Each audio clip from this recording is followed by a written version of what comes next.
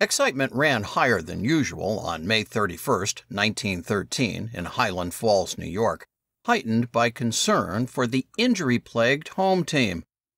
The entire 600-strong corps, high-ranking officers from both services, distinguished visitors, middies, and 4,000 cheering spectators jammed the stands. With clear windless skies over the Catskills, Dwight D. Ike Eisenhower, class of 15, rallying the cadets massed behind the Army bench, led his cheerleaders in the long corps yell. The band played fight songs as the fast-paced game peaked at the end with the score tied at the bottom of the ninth with no outs. A tall, gangly yearling with an upright stance and an easy swing strode slowly to the plate, his gait steady and measured. It had been a long, hard struggle to get there. OMAR Nelson Brad Bradley, class of 15, entered West Point as a backup appointee who got very lucky when Congress changed the admissions law and the first choice failed the entrance tests.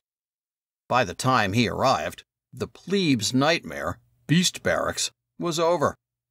That 3-week-long grueling orientation and rite of passage, skirting the edge of serious physical abuse, was the field on which the class of 1915 formed first bonds and impressions of the place and each other. Missing Beast Barracks was only one of Plebe Bradley's problems. A surfeit of great upperclassmen athletes meant that he faced a hard slog to get on the baseball team, one of his main goals. That varsity bench, the oldest of the Academy's organized teams, was deep and full of players already wearing the A. At the beginning of the game, Sammy told his players he just got a call from a big league scout telling him that Navy pitcher Vincent was a real quick throw to first, warning them to be extra careful when trying to steal, since this guy would be alert to their intent and more dangerous than usual. The score was tied, 1-1, with no outs and no one on base, when the batter came to the plate. The pitcher was not taking any chances with a power hitter. Bradley waited for 4 wide ones, taking the walk. The first base coach reminded him to be careful. Taking a few pace lead off the bag, Bradley watched the pitcher, Vincent, check signals with his catcher, then moved to his right. Sattler, then sitting on the bench, shouted, "Bradley!" trying to warn him. Vincent whirled and fired his fastball to the first baseman, who in one sweeping downward movement caught the ball and placed his glove at the bag just as Bradley turned and dove head first with outstretched arms sliding into the glove. The first base umpire, standing a foot from the close play, pumped his right arm in the air, hollering, "Out!" Bradley had been caught leaning to the right in trying to gain a jump on Vincent, only to be outmaneuvered. Bradley was angry at the umpire, at Sattler, and at himself. But at that moment, nothing mattered but the shame.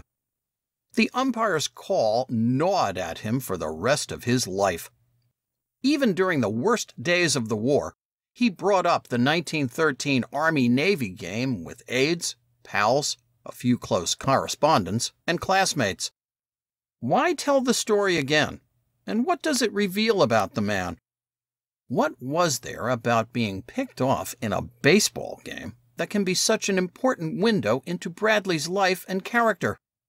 Bradley made a base runner's calculation that weighed distance from the bag, his speed, the pitcher's skill, and all the things that make up a play. Yet he could not admit he blew it. He blamed the umpire and nothing else. During Operation Cobra, he was called upon to make another calculation involving distance, how far to pull back the infantry before a massive preparatory carpet bombing. When the infantry was hit in the worst friendly fire incident in our history, Bradley could not fully face his responsibility. When examining the same man in each sphere, a character flaw emerges on first base that had terrible effects in the aftermath of battle.